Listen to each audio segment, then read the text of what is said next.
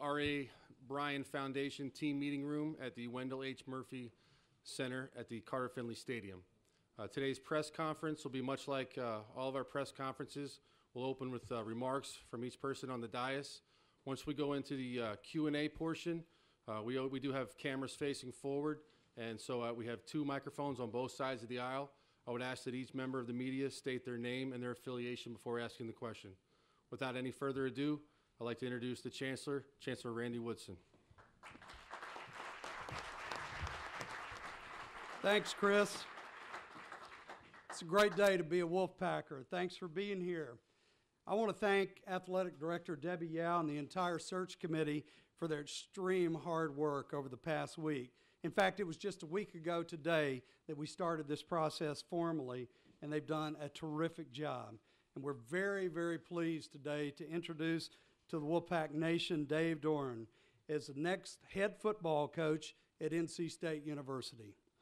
Coach Dorn brings a wonderful track record of success on the field, complete and consistent with tremendous academic success in the classroom. Northern Illinois is ranked nationally 5th in the country in academic progress rate, the measure that the NCAA uses to track academic performance of athletes. It's no surprise. Coach Doeren was an academic All-American himself, a 4-year letter winner in football at Drake University. He brings a commitment to success in the classroom as well as commitment to success on the field. And we're so proud to have him at NC State. Dr. Debbie Yao is your athletic director, and it's my pleasure today to introduce you to Dr. Debbie Yao.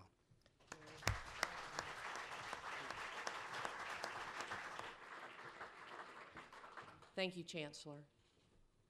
I want to thank everyone for joining us this afternoon to welcome our new football coach. He brings to NC State the total package of skills and values that will be required to elevate our program to national prominence over time.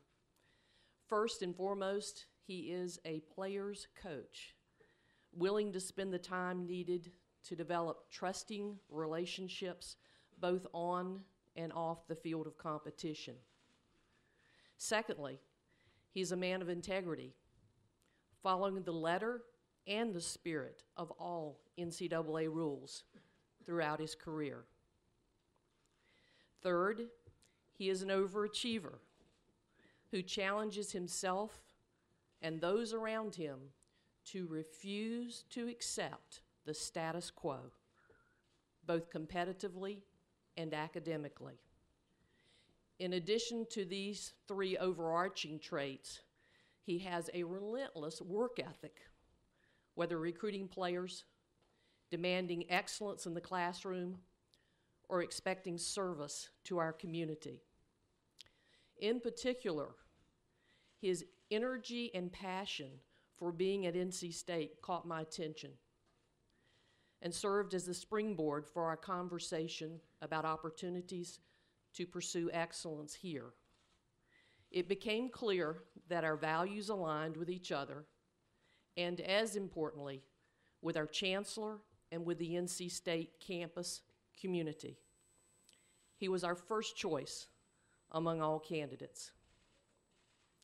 He and his wife, Sarah, along with their 3 boys, will become part of the fabric of NC State University and the great state of North Carolina. Under his leadership, we will pursue excellence in all the challenges faced by our football program as he begins the rebuilding process with the loss of a very talented senior class. And so it is my great pleasure to ask you to join me in welcoming our new football coach, Dave Doeren.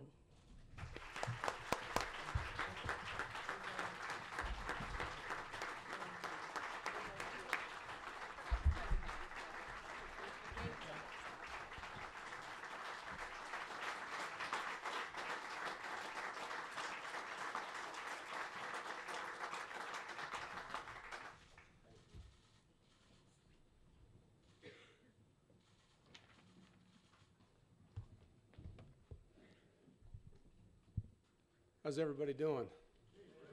All right. I'd like to personally say thank you. I'm very excited to be here right now. It's been a crazy 48 hours for us. You know, we were in a double overtime game the other night, and woke up with a great opportunity. And a few things I want to say, and then obviously I'll open it up for questions. But I want to say thank you to Debbie Yao and Chancellor Woodson for the opportunity. And I know that this is a special place, and I know there was a long line of people that would want to be in my shoes today. And all I can tell you is I didn't take any shortcuts to get here. I've been coaching 17 years at the college level, and I've lined the fields and drove in the bus. I was a GA twice. I've coached high school. I've been a 1AA non-scholarship coach, a 1AA scholarship coach, assistant coach, a co-coordinator, a recruiting coordinator, a head coach at a mid-major, and now I'm standing here in the ACC, and I'm jacked up about it. And I'm really excited to be in charge of this program. I know my family is. We vacationed in North Carolina a couple times in the last few summers and fell in love with the state geographically. And as a coach, you don't get many hobbies, but I do love to fish and fell in love with that part of the state, I don't know, probably 10 years ago when we took a trip to Asheville and went to Lake Lure last summer. And just a wonderful state, not just geographically, but the way people treated us and the way people lived their lives and you know, the similar spiritual values that we found. Just felt like we fit in. And so when the opportunity from a quality of life standpoint meshed with the athletic standpoint and the facilities and the drive and the want-to that NC State presented, it was a no-brainer for us. So we are excited. We will be in the transition mode of not only just moving our family, but the staffs that end up joining us here as we go. And just so you know a little bit about me, I'm a worker.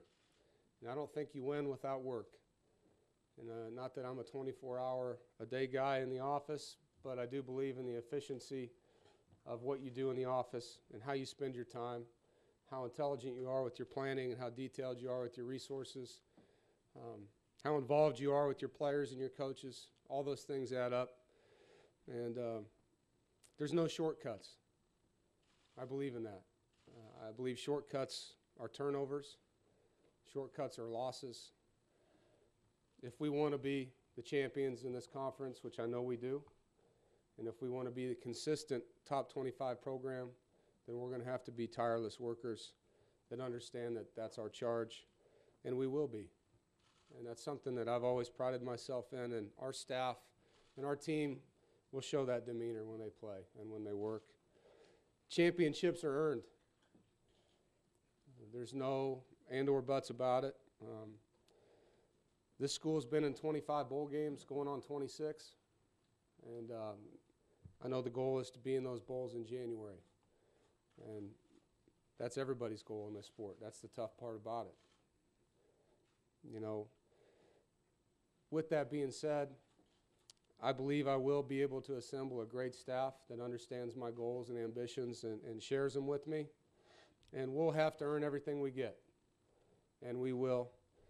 And, you know, football to me is a very physical sport played by players that enjoy the physical part of the game. And it's ultra competitive, coached by men that enjoy the competition.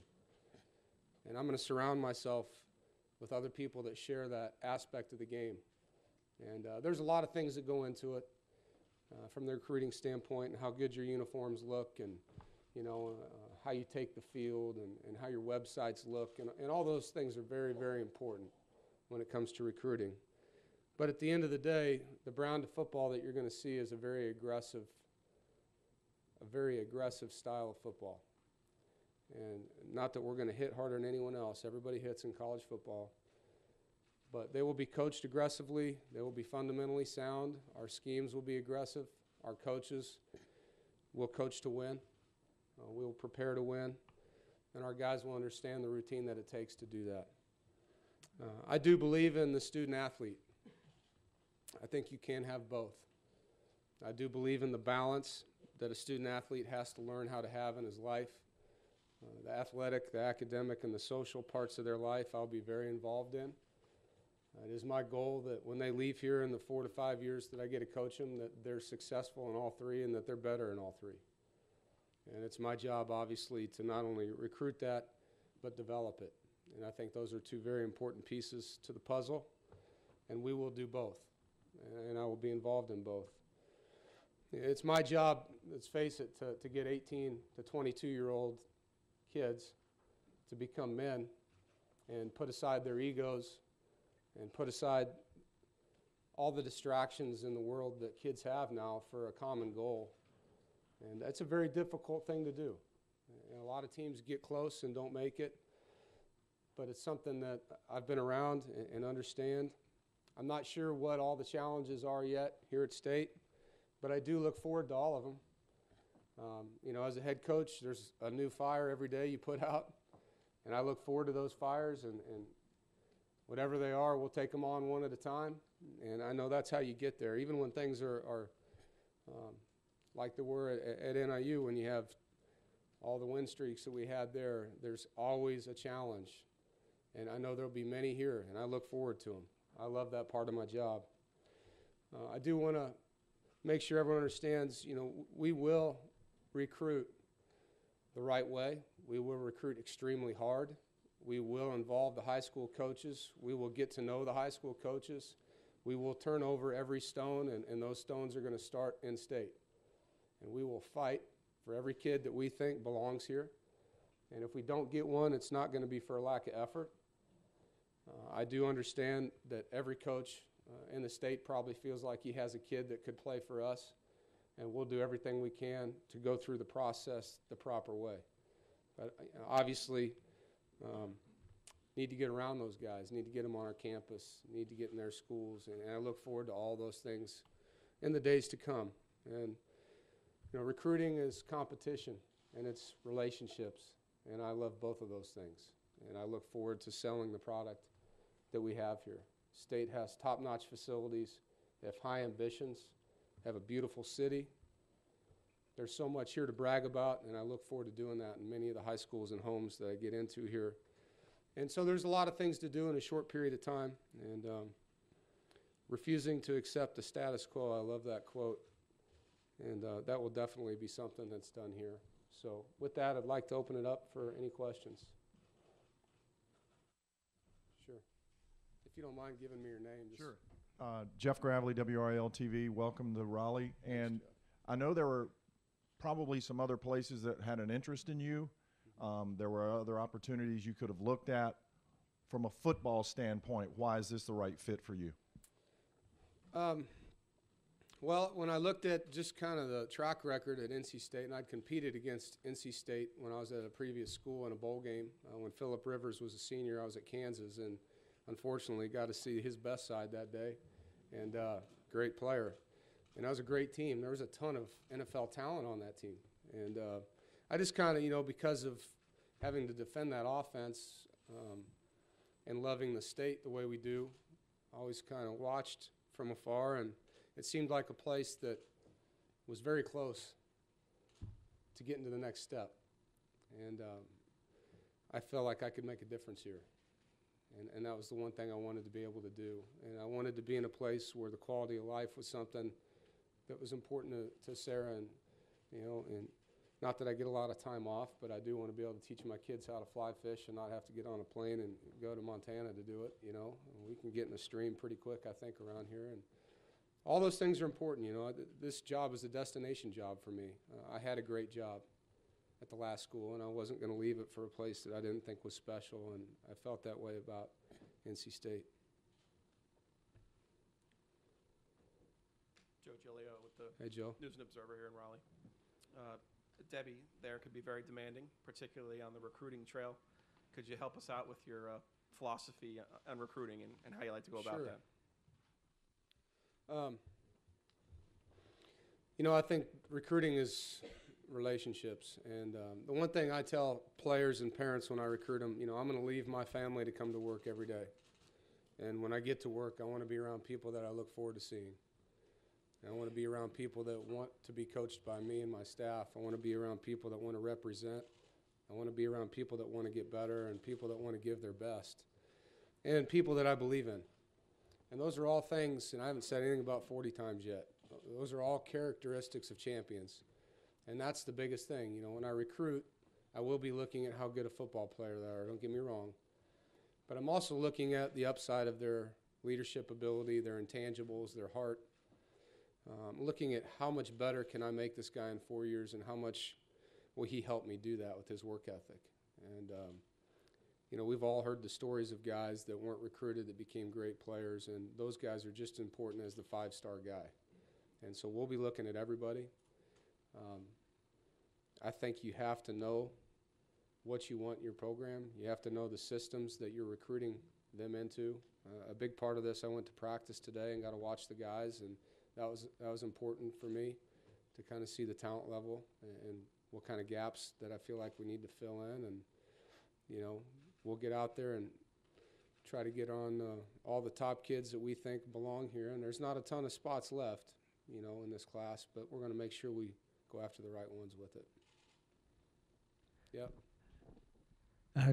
Good afternoon, Debbie, Dave, over here, Okay, I'm sorry. and Chancellor, and Sarah, Jacob, Luke, Connor. I'm Jim Connors from News 14 Carolina. You succeed a man who took his team to multiple bowl games, coming off a 7-5 season, beat his arch rival 5 out of 6 times. Obviously, the bar's been set very, very high. You bet. The expectations are high. Did you have to take a moment to process that before accepting Debbie's offer? Not really. You know, the last guy I went in after had 11 wins, you know. I'll be honest with you, even when I went to Kansas and they were as bad could be, I've never gone in anywhere thinking about what someone did in front of me. It's what am I going to do, you know. And my job is to do everything I can to make this team a champion. And I don't know how long that'll take me, but that's what I'm going to do. Everything I can. I'm going to work as hard as I can, get the right people around me. And I don't think it's really my job to look at what happened before me as much as what I can do now. And that's kind of where I'm going to go. Hey, Dave. Mark Armstrong with ABC 11. Do you think there's any inherent differences in coaching Midwest college football as opposed to Southeast college football? You know, I've recruited Florida the 5 years I was at Wisconsin. And so I've been around the Southeast and went head-to-head with SEC schools and ACC schools in the process. And I don't really feel that way when I was recruiting them. We beat some of those schools in recruiting. We lost to some of them. I think it's really the brand. You're trying to find the kid that fits your brand, that has the same intrinsic values that you do, that wants the same things you do. At the end of the day, they all want to be champions. They all want to get better. They want to get a degree. They want to be around people that can make them successful. And, you know, just having been in the Pac-10 before it was the Pac-12, and then the Big 12, and then the Big 10, and recruiting in Florida, every stop you go to is very similar in that all those players want the same thing. They all have the same dream. They want to be in the NFL at some point, and not all of them can get there, but they want someone that can help them through that process, and they want to win. They want to be in bowl games. They want to play on the big stage. And so, you know, recruiting the South and obviously the Eastern shoreline is going to be very important to us because that's our footprint. Coach, Mike Maniscalco, 620 The Buzz over here. It's hard because you're talking there and it's coming out over Oh, there. I know. It's crazy. Magic. Yeah. You talk about putting your staff together. Right. How quick do you anticipate to put that staff together, and will any of the current coaches be up for that staff? I will talk to the current coaches. I met them today for the first time, but haven't talked to any of them one-on-one yet, and I will definitely do that and kind of see what their thoughts are on staying and how they fit in the plan. First thing I want to do is get my coordinators hired. I've got, I call it a 2 deep, but it's really about 5 deep by position of guys that I respect in the business. Some of them are currently on my staff that will come with me at some point. Some of them aren't. They're guys that I may have worked with or guys that I've just grown up in the business with. But I want to get my coordinators in place first. I think that's the most important part, and kind of build from there. And to answer your question on the timeline, it really depends on that part of it first, because it could go pretty quick after that. But I've never been a guy that believed in rushing. I'd rather be slow and right than quick and wrong for sure, you know, and that's something I'm going to try to take my time. And it's very important to me. I mean, the people that touch our players every day can't be the wrong people. And so I'm going to make sure that I take my time with that. And it's a process that turns into a family, and I'll do it the right way. Dave, on your left. Thank you. Luke T. Cox from the News and Observer.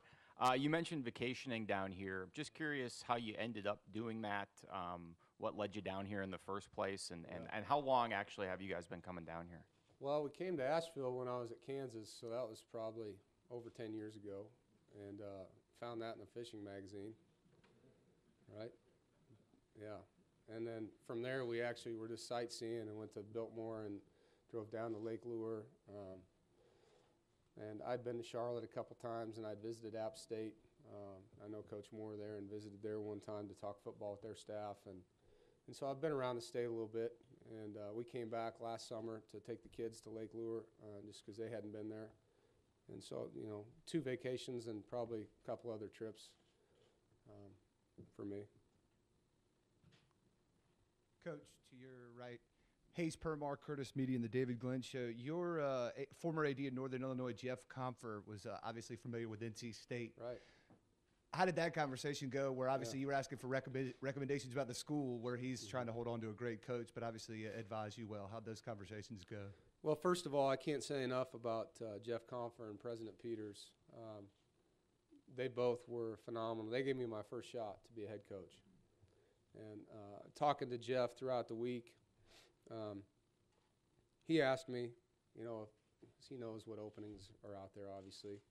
He asked me, you know, of any of the openings, or are you interested in any of them? And I said, well, if these schools contact me after the game, I might be. And all he had to say was, well, if NC State's one of them, I can't blame you for going there. It's a great place. My family and I loved it there. And he said, but understand, I don't want you to leave. And, you know, we had a great relationship. Jeff's a very good man, and Kathy's wife, and his son played on the team my first year there. And so it was about as professional and almost friendly a conversation as you could have. Coach Todd Gibson, NBC 17 in Raleigh. How tough is it to leave your team, the success you've had this year, and yet you're not going to coach them in the bowl game? That was, I think, the hardest meeting I've ever had as a coach. I wasn't sure how it was going to go because we had a 6-hour bus ride, and the guys came in later that day to talk. We were going to talk about the week's plan anyway. And so after congratulating them on all the great things we did, you know, I had to say goodbye, and it was difficult. And I loved that team. They gave everything to me, and I gave everything to them. And we had a lot of fun and a lot of wins. And I think there's a lot of mutual respect. It was, as hard as it was very gratifying at the same time, because I could feel that the love was 2 ways in the room. And those guys are going to do great. They're going to do great. There's a lot of great players down there that will do really well, and I think they're promoting from within, which would be good for those kids too. Coach, to your right, right over here, Jeff from WRAL. The fact that your team could be getting a BCS bowl, how difficult is that to walk away from? Well, this is my team now, right? NIU, if they get a BCS bowl, it would be fantastic. You know, that was the goal when I went there, and I saw that they were ranked 16th in the country today, and so at 12-1, I believe they deserve that opportunity, and I hope they get it. I know whoever takes them will be happy with the show their quarterback puts on for them. Dave, Laura Keeley with the Raleigh News and Observer. Have you reached out to any current commits yet, and what's your plan dealing with those guys going forward? I have. Last night I started the phone calls, and I'll get more and more into that today and tomorrow, and calling their coaches as well. Obviously wearing a lot of hats right now, and recruiting is one of the most important ones. So I'm going to talk to all of them, and obviously I'm not in a position to say I'm not honoring. That's not what I'm doing. You know, I'm calling all of them and letting them know, hey, I'm here, and I want to get to know you. I want you to get to know me, and build that relationship, and obviously keep that door open for every single one of them. And I think that's the right way to do business. at the same time, I understand that I didn't recruit them originally, so my goal is to see how many of them are true to their word and how many of them fit the systems we're going to run and how many of them really want to be here and go from there. Coach Brian Formica from WFMY News 2.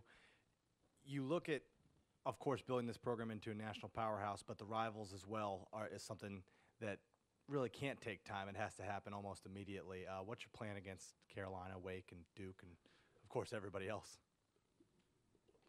Compete.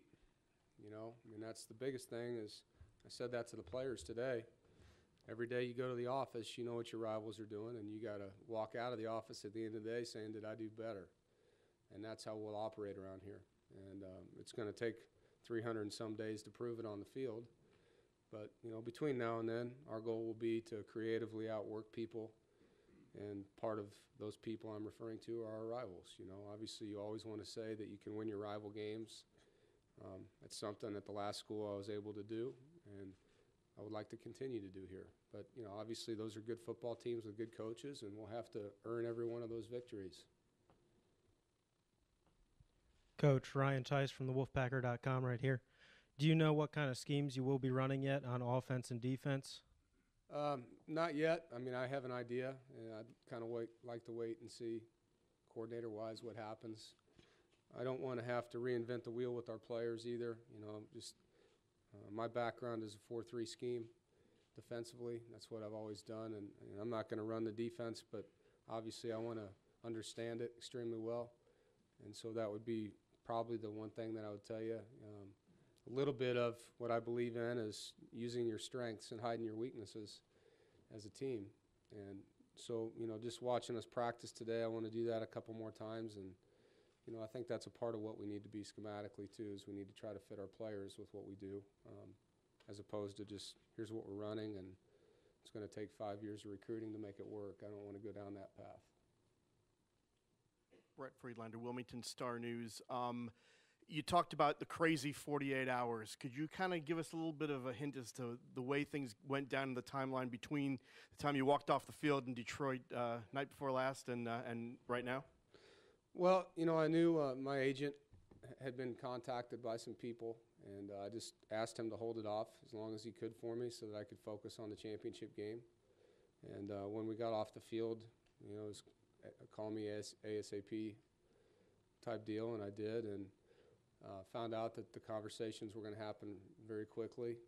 And he asked which ones I wanted to have, and NC State was the conversations I wanted to have. So those started immediately when we got back that next morning, and it didn't take me very long. I knew the job was open, and so we had kind of done some research on our own, kind of knew what we wanted to do if the job was right, and it was. And so they came out to get us, I guess it was last night, on the plane. And so I had that day. I think we got back to campus at 6 a.m., and I didn't sleep, but we had that day to talk as a family and think, and we had already done a lot of research on the internet ahead of time just because I don't really like wasting people's time, and I didn't want to do that. And but it happened fast, and this isn't something that, oh my gosh, they're interested, we got to decide. Sarah and I have talked a lot about we're having a good season, some things could happen, what should we look at? And so we knew when the opportunities came, that's not right, that one's right. And to make the right decision, it was something we had put some time into ahead of time. Coach, I wanted to slip one into your boss, if you don't mind. Debbie, did you begin the week with Dave's name at the top of your list, or did he have to earn his way there through the course of the week? Jim, I knew about Dave long ago. His agent is Jordan Bazant, who is also the agent for Coach Godfrey. So he and I have a good working relationship, and so I knew about him. And after, I think it was last Sunday night, I talked to Jordan a lot, but usually about Mark. But I made a switch and called him and said, this is not about Coach Godfrey. This is about Coach Dorn. Let's talk. So I actually feel like he was a facilitator in a sense for us because he knew me. It's interesting. He knew me. He knew him, and he said, "You're alike. This would work. This is good." And he was right. Coach, right here. Andrew Jones, FoxSports.com. You mentioned something about the rivals here a minute ago. What do you know about the uniqueness of this area, the closeness of some of the rivals, and the culture as a result? Well, I got a lot to learn. I know how close they are geographically. I mean, obviously, I've been on Google Maps, and you know, seeing the proximity that we have to these people that we're going to be competing versus, and you know, I mean, every rivalry that I've been in has been historic to that school. I mean, and it doesn't matter whether you're the Montana State, or USC, Notre Dame, KU, Missouri, North Carolina State, North Carolina. I mean, it's on. I mean, those teams are going to want to get after each other and compete against each other, and there's not a lot of love between them, and I love that. And that's competitiveness, and that's our nature as coaches. And you know, it's all about building that with the team and being respectful in the process, but at the same time understanding that, you know, we take great pride in owning any victory we can get against a rival. Debbie, Jeff Gravely, WRAL. There was quite a bit of competition out there, I'm sure, for Coach. How were you able to get this done so quickly? Jordan. He helped. Jordan helped. I knew that, you know, I had been told, and you know how rumors are in recruiting, whether it's players or coaches, so you're never quite sure. But I had the ear of his agent, and so because of the working relationship for the last couple of years, it was very helpful, and I knew that there were at least 3 other schools in 3 different conferences that were adamant about their interest in talking to Dave, and so I did the best I could to press forward and convince him to help me with this guy, that those visits would be unnecessary, actually. And as Dave said, he doesn't like to waste people's time, and so he was very helpful. Coach Dorn, this side. Nolan Evans, technician, NC State student newspaper. Colleges in the state of North Carolina have sort of struggled to retain in-state high school talent. How do you plan to retain those players? Well, we got to get them on campus when they're freshmen and sophomores and start to get to know them really early in the process and make it where they don't want to leave home. And I don't know if that's been happening, but it's going to happen now. And, you know, if they want to leave, it's going to be really hard. They're going to have great relationships with me and our coaches. We're going to know their people. We're going to know their moms and their dads and their mentors, and we call them their champion. But whoever that person is in their life that touches them, we're going to know them. And we're going to get them here. They're going to be at our games. And we're going to make it very difficult. You know, I think that's what you do. You know, you build a wall around your state. You make it very difficult to come in and take people. And we understand that some people that live in our state may be from somewhere else, and so they want to go back home. You know, we get that. But to see all the great players from the state of North Carolina starting as freshmen in other schools right now is upsetting. It is. And I'm going to fight for those guys, you know, and we're going to do it the right way. But, you know, to me, it's not about a wristband or a headband it's about a relationship. It's about that kid and his mom and that kid and his mentor or his pastor or whoever understanding, if I go play for Coach D, here's what I'm going to get. And we got to make that. That doesn't happen senior year now. I mean, we got to get out and find those guys, and it takes time, you know, but it's something that I enjoy. You know, having been a recruiting coordinator a couple of my stops, you know, I understand the importance of that role. I guess over here, Coach, right here. Carlton Tudor with News and Observer. Would you talk a little bit about your youth growing up in Shawnee Mission, I guess dodging the NCAA? Sort of what it was like growing up. Say that again? Growing up, in your youth growing up. Didn't you grow up in Shawnee Mission? I did. When the NCAA was there? Yeah, it was. They stole them, put them somewhere else. Kansas City was a great place to grow up. You know, it's a blue-collar sports town. Obviously, I enjoyed, you know, I grew up being a Kansas City Chiefs, Kansas City Royals fan, and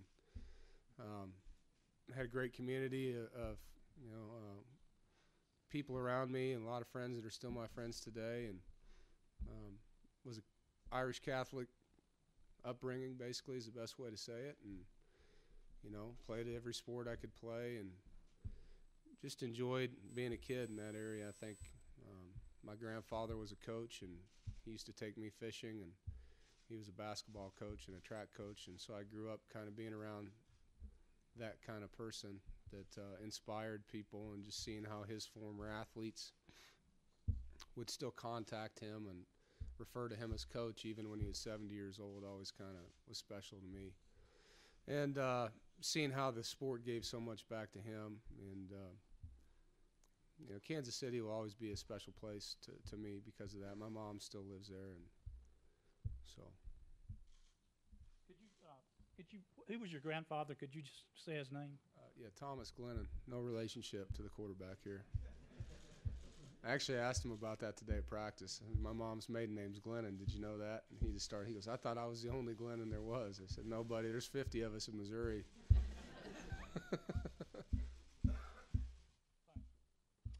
Coach Rob McLam, North Carolina State University technician. What type of reaching out will you do to the student body in terms of getting them involved? At the Florida State game, a lot of people gave them credit for helping the Pack pull that off. That was one of the things that really attracted me to this job was the fan base. I've been told how hard a place it is to play, and I love that. I really do. And I'll do anything on campus that doesn't interfere with game planning and development of our team. But, at NIU, I went out on campus once a week during the season and handed out tickets and shirts and spoke at a lot of different things in the off season on campus to help with student organizations. And obviously, I have to run a team here, so I've got to take care of that first. But in between, I'll be very open to helping out on campus when I can. Coach, Derek Medlin, PackPride.com. Did you get a chance to talk to the team today? And if so, what was your message to them? Well, it's very private. No, we just talked about me, first of all. And I told them, they didn't pick me. I picked them. And I understand that I didn't recruit the players in the room, but I told them all that I was here for them now and that my goal was to help them. And that I'd do everything in my power to make them the best players and guide them through their path and help them through their adversities. And I asked them to give me their best because I would give them mine. And we talked a lot about just where I'm from and what I'm about and my family, and just so they knew who the head coach was when they came back from their bowl game. And we talked about their bowl game and how much they should enjoy that, how much passion they should have to play in it and represent. We talked about the seniors in the room and how this was their last game together and how they should celebrate that fact. And even though it maybe wasn't the season they wanted or the ending they wanted, they could make it the best ending possible by having a great experience in their bowl. And there was a lot of other things that I can't say, but it was fun. It was really, there was some good energy, and I could tell the guys, it's nerve-wracking when there's transition and you're in that age group, and I think I helped them a little bit with what was to come. But I enjoyed every second of it. They seemed like a bunch of hungry guys. Coach, Nolan Evans, technician. Was NC State your first choice, and did you have any other offers? With our game being when it was, nothing else transpired. This is the only school I talked to, and like Debbie said already, this was my number one choice. I wasn't going to spend a whole lot of time looking around. At NIU, I had a very good team coming back. The quarterback there is a Heisman contender, and they're a top 20 team preseason probably, and I wasn't going to leave it for just anything. And I wasn't going to leave it for a place that I didn't believe in or a place that I didn't want to raise my family in. And so there wasn't many options that I would even consider. And this was a place that was pretty special when it opened as far as, what I wanted and could I get it. And if so, I'd be very excited about it. Coach, here. More questions? Yeah, one. Jordan Lynch, how much influence does Bob Cole have on the way that guy's developed? Bob Cole? Yeah, Bob did a great job with Jordan. He's a tremendous quarterback coach, and I can't say enough about the job he did with him. I think any coach that helps a player do what Jordan did deserves a lot of that credit. I'll also say that that kid is pretty special, and whoever they put in his way, he's going to make him a really, really good coach. You know, he's just got that it factor to him. But Bob coached the receivers year before and then moved to quarterbacks and did a tremendous job helping him in his first season as starter. How old were you when you actually started thinking about being a head coach, and at what point did you actually say, you know what, this is a crazy ride I want to live? Well, I went to Drake University to be a doctor, and my mom was mad when I made that choice to become a coach. And that was right before my senior year of college. And I just went home my junior summer. I'd taken the MCATs and went home. And my high school coach asked me to run the 7-on-7 league because in Kansas the coaches can't coach their kids in the summer, but the former players can. And so I did that. And when I left, I went home and said, I'm not going to be a doctor. I'm going to be a coach. That's the funnest 3 hours I've ever had in my life. And so from that point on, that was it. I was going to be the head coach, and I just didn't know how long it would take me, you know. Did you say it was in your blood? Coaching. Because of your grandfather and everything else? Yeah, it's in my blood for sure. Okay, I'd like to thank everyone for coming today. You're all invited for a reception with light refreshments here on the 3rd floor, and there's ushers outside that can guide you there. For the media, we'll have one-on-ones beginning with TV stations first in the team room that's also outside.